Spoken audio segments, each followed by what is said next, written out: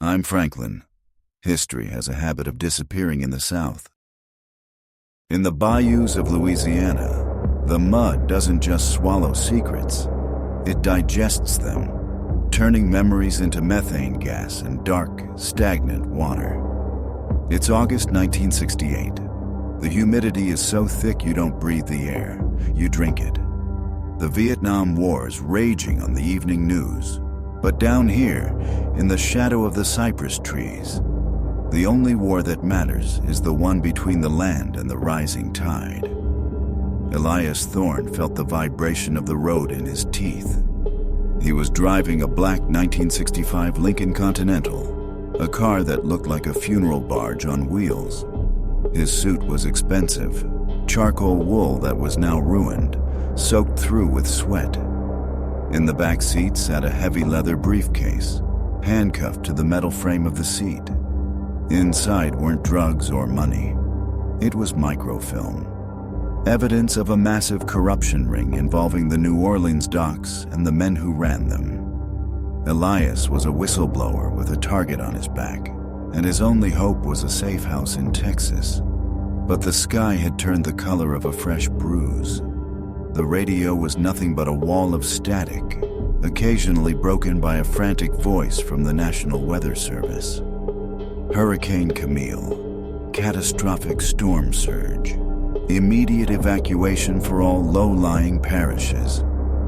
Elias gripped the steering wheel. The road, a narrow strip of asphalt called Highway 90, was being choked by the swamp. On either side, the black water of the bayou had already begun to crest the banks. Giant cypress knees poked through the surface like the knuckles of a drowning giant. Gray beards of Spanish moss hung from the branches, dripping with rainwater that looked like oil. Then, the Lincoln coughed. A wet, spluttering sound. Elias watched the fuel needle drop to the silver pin. He hadn't seen a town in 40 miles. The engine rattled, the power steering groaned, and the car rolled to a halt just as a jagged bolt of lightning split the sky, illuminating a weathered wooden sign hanging by a single rusted chain. Mama Lau's Gas and Grits, last chance before the coast. It wasn't a gas station. It was a graveyard for rusted machinery. A single ancient pump stood in front of a long, low-slung building made of corrugated tin and cypress planks. The porch was sagging, piled high with crab traps and rotting nets. Elias grabbed a heavy canvas tarp to cover the briefcase and stepped out of the car. The sound hit him first. The deafening roar of a billion cicadas screaming in the heat, suddenly cut short by the first heavy drops of the storm. The rain didn't fall. It collapsed from the sky, warm and smelling of salt and decay. He sprinted for the porch, his shoes squelching in the rising mud. Through the grimy window of the diner, he saw a flickering yellow light. He pushed the door open. A bell chimed, a high, lonely sound. The interior smelled of chicory coffee, old grease, and something metallic, like wet iron. The air was still, cooled only by a massive wooden ceiling fan that turned with a rhythmic thump creak, thump creak. Behind the counter sat a woman.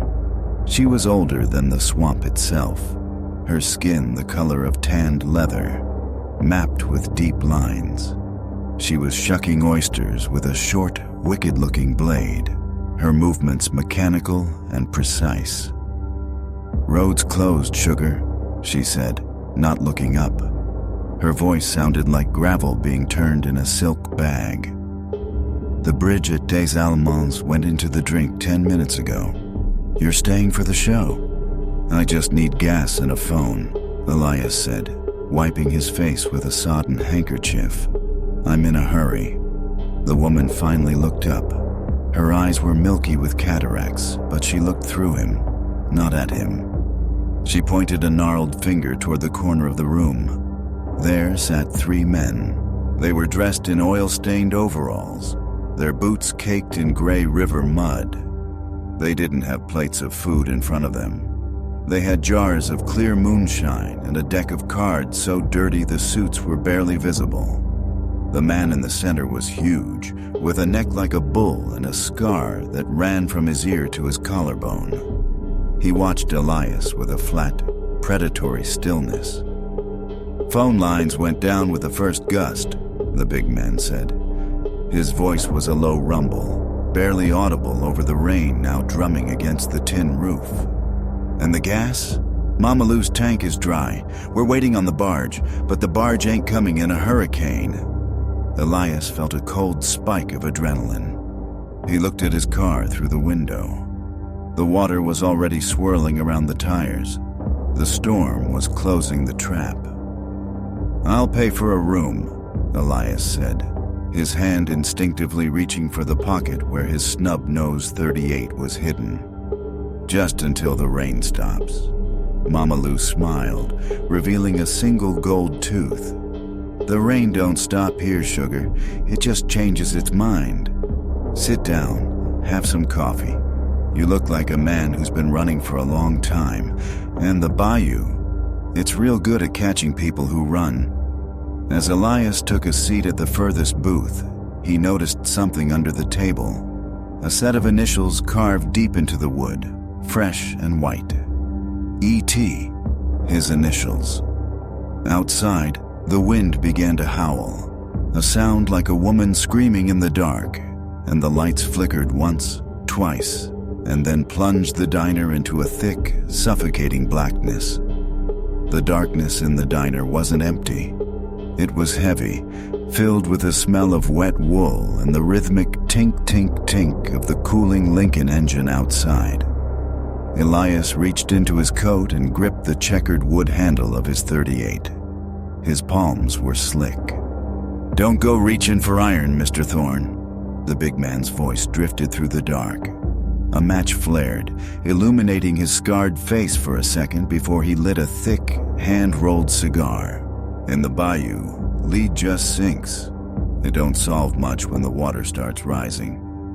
Mama Lou appeared from the kitchen, carrying a kerosene lamp. The flickering flame cast long, skeletal shadows against the wood-paneled walls, which were decorated with yellowing newspaper clippings and the sun-bleached skulls of garfish. She placed the lamp on the counter, and the light hit the shelves behind her. Elias squinted. It wasn't just cans of beans and tobacco. There were jars filled with murky alcohol, containing things that looked like shriveled roots, or perhaps fingers. "The wind's clocking at 80 miles now," Mama Lou whispered, looking at a rusted barometer on the wall. The needle was vibrating in the red zone. "The levee near Golden Meadow just breathed its last. Everything between here and the Gulf is becoming the Gulf again." Elias stood up, his boots creaking on the floorboards. "How do you know my name?" "The initials on the table." The three men at the back didn't laugh. They just stared, their eyes reflecting the lamp flame like the eyes of alligators in the reeds. "People come through here thinking they're the first to have a secret," Mama Lou said, wiping a glass with a rag that looked like a shroud.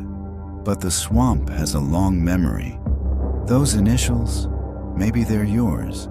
Maybe they belong to the man who sat there 30 years ago, carrying the same fear in his eyes. The Bayou repeats itself, sugar. It's a circle, not a line." Elias needed to move. The air in the diner felt like it was being sucked out by the storm. "I'm going to check the perimeter, see if I can patch the car's intake." "Suit yourself," the big man rumbled, blowing a cloud of blue smoke into the rafters. "Just watch out for the creeping crawlers. When the floods come, the cottonmouths look for high ground, and this porch is the highest ground for 5 miles. Elias stepped out onto the porch. The world was gone. There was no road, no sky, only a vertical wall of gray water that stung his skin like needles. The Lincoln was already half submerged, the dark water lapping at the door handles. He waded toward the car, the mud pulling at his trousers like wet hands. He reached into the back seat, fumbling for the leather briefcase. As his fingers closed around the handle, he heard a sound that wasn't the wind. A metallic clink. The sound of a bolt-action rifle being cycled. It came from the shadows under the diner's pier structure. Elias froze, his heart hammering a frantic rhythm. He pulled his revolver and ducked behind the heavy frame of the Lincoln. "Who's there?" he shouted, his voice swallowed by the roar of the hurricane. A flash of lightning ripped across the clouds, and for half a second, the swamp was lit with a strobe light brilliance. In the gap between the diner's floorboards and the rising mud, Elias saw them. Not people. Luggage. Dozens of suitcases, half buried in the silt. Leather bags, trunks from the 40s, modern nylon duffels, all rotted, covered in slime and barnacles. And scattered among them were license plates.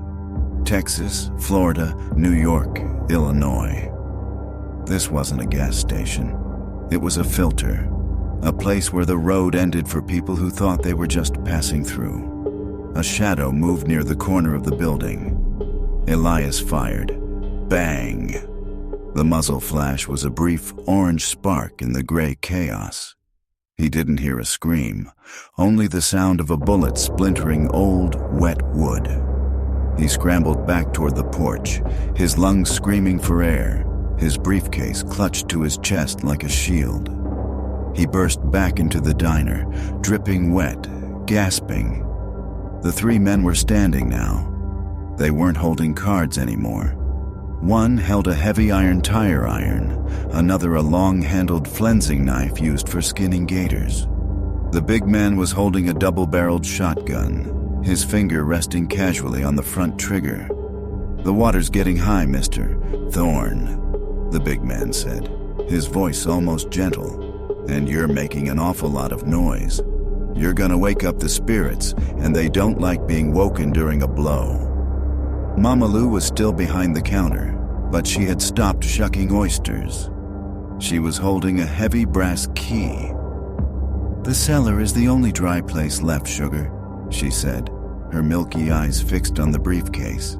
"It's deep, it's reinforced, it's quiet. Why don't you head on down?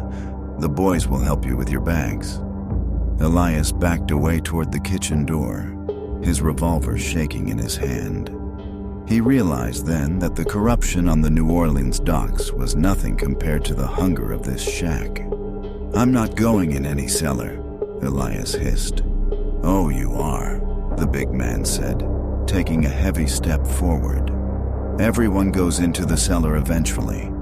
That's where the Bayou keeps its favorites." Elias backed away, the soles of his Italian leather loafers skidding on the greasy linoleum floor. The air in the diner had become so thick it felt like something you could carve with a blade. The smell of old lard and stagnant swamp water now mingled with the sharp, acrid stench of cordite from his shot outside. Mama Lou's kerosene lamp flickered violently, and in that stuttering light, the faces of the men were transformed into grotesque masks, their eye sockets deeper and darker than the storm-tossed night outside. "Back off!" Elias rasped, his voice cracking into a jagged whisper. He gripped the checkered wood handle of his .38 harder, feeling the ridges bite into his palm. "I swear, the next round won't be for the woodwork." The big man with the scar didn't flinch. He slowly raised the double-barreled shotgun, and the sound of the hammer's cocking, two dry metallic clicks, echoed through the room like a death sentence being read aloud. "You ain't in New Orleans anymore, city boy," the man rumbled. "Down here there ain't no judges, no juries. Just the water that rises and the men who decide who floats and who stays at the bottom. Your microfilm, your secrets. The Bayou don't give a damn about that. But the leather on that briefcase, that's something we can use." In that instant, a deafening crack split the air outside. A massive cypress tree, unable to withstand the fury of Hurricane Camille, collapsed somewhere nearby. The impact shook the entire structure to its foundation, sending a hail of torn branches drumming against the corrugated tin roof. The lamp on the counter tipped over, shattering against the floor. Darkness swallowed them instantly, but it wasn't a silent dark. It was filled with the hiss of burning kerosene, the heavy, ragged breathing of the men, and the howl of the wind screaming through the broken window. Elias didn't wait for a second chance. He dove to his right, behind the counter, his shoulder slamming into the heavy iron cash register. Boom! The shotgun spat a plume of orange flame where Elias had been standing a heartbeat before. The buckshot shredded the shelves of canned goods, sending a rain of tin and broken glass cascading onto the floor. The sharp scent of pickled vinegar hit his nose, mixing with the smell of smoke.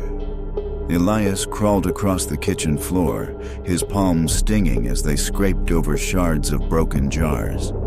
His only landmarks were the flashes of lightning, which turned the kitchen into a horrific negative photograph for a split second at a time. Gleaming knives hanging from a magnetic strip, massive industrial pots of gray stew, and Mama Lou, standing in the corner, as motionless as a wax figure. "Where are you, sugar?" she sang out, and her voice held no fear, only a terrifying maternal impatience. "The cellar is waiting. It's cool down there. The wind can't reach you in the deep." Elias fumbled for the back door, but his fingers met only rough, unyielding wood. It had been boarded up from the outside. The trap had been set long before he ever arrived. They hadn't just been waiting for him. They had spent years perfecting the art of culling travelers. He wedged himself into the narrow space between the massive cast-iron stove and the walk-in freezer. His heart was hammering so hard he was certain the vibration would give him away. He pulled the briefcase to his chest. Inside was a truth that could ruin the lives of dozens of powerful men. But here, in the mud and the shadows, that truth weighed less than a single lead slug in his cylinder. From the ceiling hatch above, water began to pour in. The roof was giving way. Streams of filthy, silt-laden water washed over Elias's face, rinsing away the sweat and the blood from a cut on his cheek. "I know you're in there, Elias." The big man's voice was close now. He could hear the wet squelch of heavy boots on the flooded floorboards. "That suit is worth more than I made in a year on the shrimp boats. Be ashamed to ruin it completely." Elias knew he had 5 rounds left. 4 men and a woman who seemed to see in the dark better than a swamp cat. He needed verticality. He needed a way up. He looked up and saw the grease-caked ventilation shaft above the stove. It was narrow, coated in decades of baked-on fat, but wide enough for a desperate man. He reached up, hauling himself upward. The metal groaned under his weight, a sound that felt louder than the thunder. "Found him!" one of the henchmen roared from the left. A flashlight beam cut through the kitchen's gloom, sliding over the stove and freezing on Elias's legs as they disappeared into the shaft. Bang! A revolver round struck the edge of the vent, kicking sparks into Elias's eyes. He scrambled upward, wedging himself into the cramped metal box. It smelled of old grease and bird droppings. He climbed higher, feeling the sharp edges of screws tearing at his expensive wool suit and scratching his skin. He dragged the briefcase behind him, the leather snagging on every protrusion. He emerged into the attic, a low, sweltering space directly under the roof. Here, the roar of the hurricane was deafening. The tin sheets were moaning and bucking under the wind's assault, threatening to peel away at any moment. Elias froze, listening. From below, he heard shouts and the heavy thud of furniture being moved. "He's in the crawl space! Bolt the hatch and light it from below!" Mama Lou's voice was as casual as if she were ordering the daily chores. "Let him smoke a while. The Bayou likes its meat cured." Elias went cold. If they lit the building, He'd have only minutes before he suffocated or burned. And outside was a wall of water and wind that was impossible to survive. He crawled toward a small gable window boarded with plywood. He needed to see the world outside.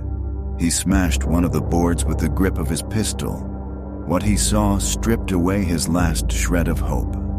The road was gone. The diner sat on its pilings in the middle of a churning black ocean. The water had already swallowed the porch. And in that swirling mess of branches, debris, and foam, he saw dozens of glowing points of light. They weren't reflections of lightning. They were eyes. Hundreds of alligators and cottonmouth snakes, driven by the flood, were looking for the only dry ground left: Mama Lou's shack. Elias was trapped between the fire below and a living carpet of teeth and venom outside. Elias pressed his face against the splintered plywood of the gable window, the humid air outside whipping his hair into his eyes. Below him, the black water of the bayou continued to rise, swallowing the bottom steps of the attic stairs. But it wasn't the water that terrified him now. It was the thin gray curls of smoke beginning to seep through the floorboards of the attic. They had done it. They had lit the grease fires in the kitchen. "The heat is coming, Mr. Thorne."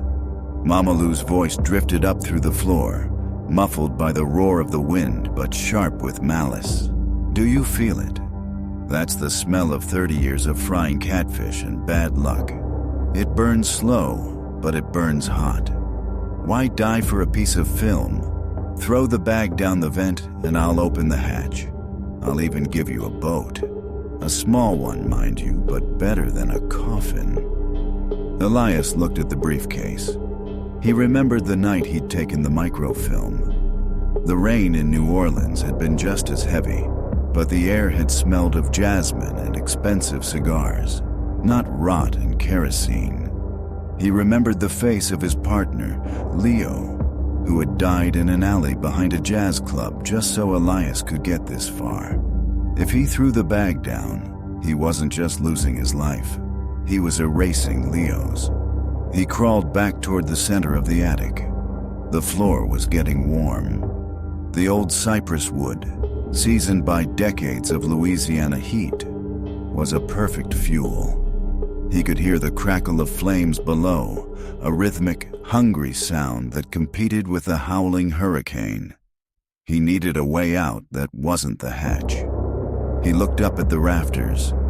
The tin roof was held down by heavy iron nails, most of them rusted thin by the salt air. If he could pry one loose, the wind, the very monster trying to kill him, might become his only ally. He grabbed a heavy, rusted iron pipe, part of an old disused stove vent, and began to wedge it under the edge of a tin sheet. Creak. The metal screamed. Below him, the shouting stopped. They had heard him. "He's trying to break the roof," the big man yelled. "Shoot through the ceiling, don't let him breathe." Thud, thud, thud. Heavy slugs from the shotgun slammed through the attic floor. Elias rolled to the side, splinters of wood flying into the air like shrapnel. One round tore through his trouser leg, grazing the skin, a hot, searing line of pain that made his vision swim. He didn't scream. He couldn't afford to waste the air. The smoke was getting thicker now, a heavy, blue-black haze that stung his lungs. He pulled his silk tie from his neck, soaked it in the rainwater leaking through the roof, and tied it over his mouth and nose. He turned back to the roof. With a desperate, primal grunt, he threw his entire weight against the iron pipe. Pop. The first nail gave way. Then another. The hurricane did the rest. As soon as the edge of the tin sheet lifted an inch, the 100-mile-per-hour winds caught it. The roof didn't just open. It was peeled back like the lid of a sardine can. The sound was like a freight train crashing through the room. The pressure differential was so violent, it sucked the smoke and Elias's breath right out of the attic. Suddenly, Elias was staring at the heart of the storm.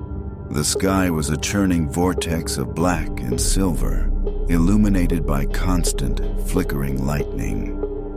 He looked down. The fire in the kitchen was visible now through the holes in the floor, a bright orange hellscape. The men were scrambling, trying to avoid the falling debris as the roof tore away. Elias stood up on the vibrating rafters, the rain lashing his face so hard it felt like gravel. He looked toward the swamp. The creeping crawlers, the gators, were closer now, their prehistoric snouts bumping against the side of the building. He had the .38 in his waistband and the briefcase in his left hand. "Last chance, Thorne." The big man appeared at the hatch, his face red from the heat below, his shotgun leveled. "Give me the bag or I blow you into the water." Elias looked at the man, then at the storm. He thought of New Orleans. He thought of the men in suits who thought they could buy the bayou. "You want it?" Elias shouted, his voice cracking against the wind. "Go fetch." He didn't throw the bag to the man. He spun around and hurled the leather briefcase as far as he could, out into the churning black depths of the swamp. The big man screamed, a sound of pure, unadulterated greed, and instinctively reached out, his shotgun tilting away. Elias didn't hesitate. He fired 3 times. Bang, bang, bang! The rounds caught the big man in the chest, the impact throwing him backward, down through the hatch and into the roaring fire of the kitchen. Elias didn't wait to see him hit the floor. He turned toward the open roof and jumped, not into the deep water, but toward the half-submerged roof of his black Lincoln Continental, which had drifted and wedged itself against a cluster of cypress knees 20 feet away.